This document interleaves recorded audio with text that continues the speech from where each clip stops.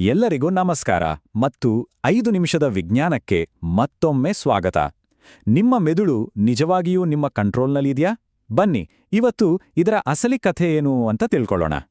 ರಾತ್ರಿ ಬೇಗ ಮಲಗ್ಬೇಕು ಅಂತ ಅನ್ಕೋತೀವಿ, ಆದ್ರೆ ಒಂದಾದ್ಮೇಲೆ ಒಂದು ಎಪಿಸೋಡ್ ನೋಡ್ತಾ ಕೂತ್ಕೋತೀವಿ. ಆಗ ನಮ್ಮ ಮೆದುಳು ನಮ್ಮ ಮಾತ್ ಕೇಳ್ತಿಲ್ಲ, ಅದಕ್ಕೇನೋ ತನ್ನದೇ ಆದ ಯೋಚನೆ ಇದೆ ಅಂತ ನಿಮ್ಗೆ ಯಾವಾಗ್ಲೂ ಆದ್ರೂ ಅನ್ಸಿಲ್ವಾ? ಹಾಗಾದ್ರೆ ಯಾಕೆ ಹೀಗಾಗುತ್ತೆ? ಯಾಕಂದ್ರೆ ನಮ್ಮ ಮೆದುಳು ಒಬ್ಬ ಬಾಸ್ ಥರ ಕೆಲಸ ಮಾಡಲ್ಲ, ಬದಲಾಗಿ ಅದೊಂದು ಇಡೀ ಟೀಮ್ ಇದ್ದ ಹಾಗೆ. ಬನ್ನಿ, ಆ ಟೀಮ್ಮೇಟ್ಸ್ ಯಾರು ಅಂತ ಪರಿಚಯ ಮಾಡ್ಕೊಳ್ಳೋಣ. ಸರಿ, ನಮ್ಮ ಟೀಮ್ನ ಮೊದಲನೇ ಪ್ಲೇಯರ್ ಬಗ್ಗೆ ನೋಡೋಣ.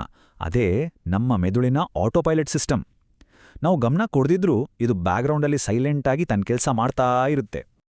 ಇದಕ್ಕೆ ಬೆಸ್ಟ್ ಎಕ್ಸಾಂಪಲ್ ಅಂದ್ರೆ ನಿದ್ರೆಯಲ್ಲಿ ನಡೆಯೋದು.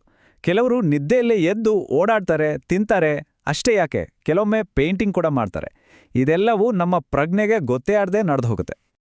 ಕೇಳಿದ್ರಲ್ಲ, ಈ ಮಾತು ಎಷ್ಟು ಪವರ್ಫುಲ್ ಆಗಿದೆ ಅಂದ್ರೆ, ನಮ್ಮನ್ನ ಕಂಟ್ರೋಲ್ ಮಾಡೋ ನಾನು ಅನ್ನೋ ಪ್ರಜ್ಞೆಗೂ ನಮ್ಮ ದೇಹ ಮಾಡೋ ಕೆಲ್ಸಕ್ಕೂ ಯಾವುದೇ ಸಂಬಂಧವೇ ಇಲ್ಲ ಅನ್ನೋ ಹಾಗೆ. ಹಾಗಾದ್ರೆ ನಿದ್ರೆಯಲ್ಲಿ ನಡೆಯುವಾಗ ನಮ್ಮ ಮೆದುಳಿನ ಒಳಗೆ ಏನಾಗುತ್ತೆ? ನಮ್ಮ ಚಲನವಲನಗಳನ್ನು ಕಂಟ್ರೋಲ್ ಮಾಡೋ ಭಾಗ, ನೋಡೋ ಭಾಗ ಇವೆಲ್ಲ ಆನ್ ಆಗಿರುತ್ತೆ. ಆದರೆ ನಿರ್ಧಾರ ತಗೊಳ್ಳೋ, ನಮ್ಮ ಬಗ್ಗೆ ಅರಿವು ಮೂಡಿಸೋ ಪ್ರೀಫ್ರಂಟಲ್ ಕಾರ್ಟೆಕ್ಸ್ ಅನ್ನೋ ಭಾಗ ಮಲಗಿರುತ್ತೆ. ಸಿಂಪಲ್ ಆಗಿ ಹೇಳೋದಾದ್ರೆ, ಗಾಡಿ ಓಡಿಸೋ ಡ್ರೈವರ್ ಎಚ್ಚರವಾಗಿದ್ದಾನೆ, ಆದರೆ ಎಲ್ಲಿಗೆ ಹೋಗ್ಬೇಕು ಅಂತ ಹೇಳೋ ಬಾಸ್ ಮಲಗಿದಾನೆ. ಸರಿ, ನಮ್ಮ ಬ್ರೈನ್ ಟೀಮ್ನ ಮುಂದಿನ 2 ಪಾರ್ಟ್ನರ್ಸ್ನ ಮೀಟ್ ಮಾಡೋಣ.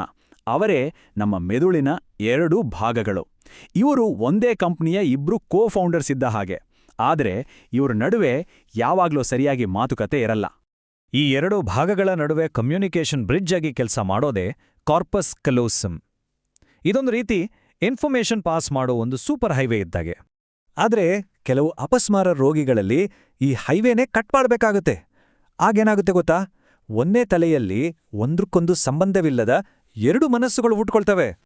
ಈ ಟೆಕ್ಸಾಸ್ ಪ್ರಯೋಗವನ್ನ ನೋಡಿ ಎಷ್ಟು ಮಜಾವಾಗಿದೆ ಅಂತ. ಬಲ ಮೆದುಳಿಗೆ ಟೆಕ್ಸಾಸ್ ಅಂತ ತೋರಿಸಿದಾಗ ಮಾತಾಡೋ ಎಡ ಮೆದುಳು ನನಗೇನು ಕಾಣಿಸಿಲ್ಲ ಅಂತ ಹೇಳುತ್ತೆ.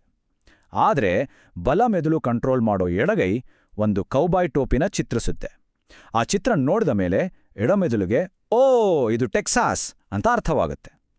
ಅಂದ್ರೆ ನಮ್ಮ ಮೆದುಳಿನ 2 ಭಾಗಗಳು ಬೇರೆ ಬೇರೆಯಾಗಿ ಕೆಲಸ ಮಾಡ್ತವೆ. ಸೊ ಇದರಿಂದ ನಮ್ಗೇನು ಗೊತ್ತಾಗತ್ತೆ ಅಂದ್ರೆ, ನಾವು ನಾನು ಅಂತ ಅನ್ಕೋತೀವಲ್ಲ, ಅದು ನಮ್ಮ ಬ್ರೈನ್ ನಮಗೋಸ್ಕರ ಹೆಣೆದ ಒಂದು ಅದ್ಭುತ ಕಥೆ ಅಷ್ಟೇ. ಓಕೆ, ಇಲ್ಲಿಯವರೆಗೆ ನಮ್ಮ ಬ್ರೈನ್ ಟೀಮ್ನ ಒಳಗಿನವರ ಬಗ್ಗೆ ಮಾತಾಡ್ವಿ. ಈಗ ಹೊರಗಿನ ಪ್ರಭಾವಗಳ ಬಗ್ಗೆ ನೋಡೋಣ. ಅಂದ್ರೆ ನಮ್ಮ ಎಮೋಷನ್ಸ್ ಮತ್ತೆ ನಮ್ಮ ಸುತ್ತಮುತ್ತ ಇರೋ ಜನ. ಫಿನಿಯಾಸ್ ಗೇಜ್ ಅವರ ಕಥೆ ಕೇಳಿದಿರಾ? 1848ರಲ್ಲಿ ಒಂದು ಆಕ್ಸಿಡೆಂಟಲ್ಲಿ ಒಂದು ಕಬ್ಬಿಣದ ರಾಡ್ ಅವರ ತಲೆ ಒಳಗೆ ಹೋಗಿ ಹೊರಬಂತು. ಅವರು ಬದುಕುಳಿದ್ರು, ಆದರೆ ಅವರ ಸ್ವಭಾವವೇ ಸಂಪೂರ್ಣವಾಗಿ ಬದಲಾಗಿ ಹೋಯಿತು. ಅಂದ್ರೆ ನಮ್ಮ ಬ್ರೈನ್ಗೆ ಆಗೋ ಸಣ್ಣ ಡ್ಯಾಮೇಜ್ ಕೂಡ ನಮ್ಮ ಪರ್ಸನಾಲಿಟಿಯನ್ನೇ ಬದಲಾಯಿಸ್ಬಿಡ್ಬೋದು. ನಮ್ಮ ಮೆದುಳು ಬೇರೆಯವ್ರ ಜೊತೆ ಹೇಗೆ ವರ್ತಿಸುತ್ತೆ ಅನ್ನೋದನ್ನ ಅರ್ಥ ಮಾಡ್ಕೊಳ್ಳಲು ಇಲ್ಲೊಂದು ಸಿಂಪಲ್ ಆದರೆ ಸೂಪರ್ ಆದ ಹೋಲಿಕೆ ಇದೆ. ನಮ್ಮ ಬ್ರೈನ್ನಲ್ಲಿರೋ ಇನ್ಸುಲಾ ಒಂದು ಥರ್ಮಾಮೀಟರ್ ಥರ. ಅದು ನಮ್ಮ ಸುತ್ತಮುತ್ತಲಿನವರ ಭಾವನೆಗಳನ್ನ ಅಳತೆ ಮಾಡುತ್ತೆ. ಹಾಗೆಯೇ ಪ್ರೀಫ್ರಂಟಲ್ ಕಾರ್ಟೆಕ್ಸ್ ಒಂದು ಥರ್ಮೋಸ್ಟಾಟ್ ಥರ. ಆ ಭಾವನೆಗಳಿಗೆ ತಕ್ಕಂತೆ ನಮ್ಮ ನಡವಳಿಕೆಯನ್ನ ಕಂಟ್ರೋಲ್ ಮಾಡುತ್ತೆ. ಫಿನಿಯಾಸ್ ಗೇಜ್ ಅವರ ಕೇಸ್ನಲ್ಲಿ ಏನಾಯಿತು ಅಂದ್ರೆ, ಅವರ ಬ್ರೈನ್ನ ಥರ್ಮೋಸ್ಟಾಟ್ ಹಾಳಾಗಿತ್ತು. ಇದರಿಂದ ನಮ್ಮ ನಿರ್ಧಾರಗಳಲ್ಲಿ ಭಾವನೆಗಳ ಪಾತ್ರ ಎಷ್ಟು ಮುಖ್ಯ ಅಂತ ಗೊತ್ತಾಗುತ್ತೆ. ಓಕೆ, ಈಗ ಫೈನಲ್ ಪಾಯಿಂಟ್ಗೆ ಬರೋಣ. ಇದು ತುಂಬಾನೇ ಇಂಟ್ರೆಸ್ಟಿಂಗ್ ಆಗಿದೆ. ಕೆಲವೊಮ್ಮೆ ನಮ್ಮ ಮೆದುಳಿನ ಬಾಸ್ ಸುಮ್ಮನೆ ಇದ್ದಾಗ ಬೆಸ್ಟ್ ರಿಸಲ್ಟ್ ಸಿಗುತ್ತೆ. ಈ ಮಾತು ಎಷ್ಟು ನಿಜ ಅಲ್ವಾ? ಯಾಕಂದ್ರೆ ಕ್ರಿಯೇಟಿವಿಟಿ ಅಂದ್ರೇನೆ ಹಾಗೆ. ನಮ್ಮ ಜೀವನ ಒಂದು ಸ್ಕ್ರಿಪ್ಟ್ ಬರೆದ ನಾಟಕ ಅಲ್ಲ ಅಲ್ವಾ?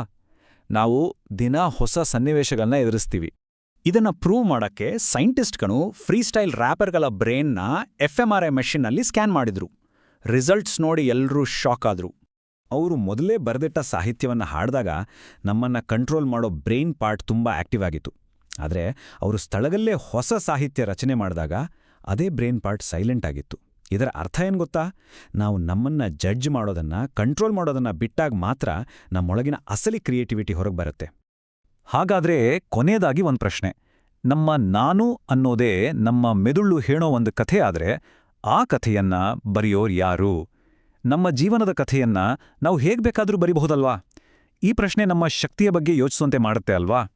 ಈ ಮಾಹಿತಿ ನಿಮ್ಗೆ ಇಷ್ಟವಾಗಿದ್ರೆ ಲೈಕ್ ಬಟನ್ ಒತ್ತಿ, ಎಲ್ಲರೊಂದಿಗೆ ಹಂಚಿಕೊಳ್ಳಿ ಮತ್ತು ಹೆಚ್ಚಿನ ವಿಷಯಗಳಿಗಾಗಿ ಸಬ್ಸ್ಕ್ರೈಬ್ ಮಾಡಿ. ನಿಮ್ಮ ಅನಿಸಿಕೆಗಳನ್ನು ಕೆಳಗೆ ಕಾಮೆಂಟ್ಗಳಲ್ಲಿ ತಿಳಿಸಿ. ನಾಳೆ ಇದೇ ಸಮಯಕ್ಕೆ ಮತ್ತೆ ಭೇಟಿಯಾಗೋಣ.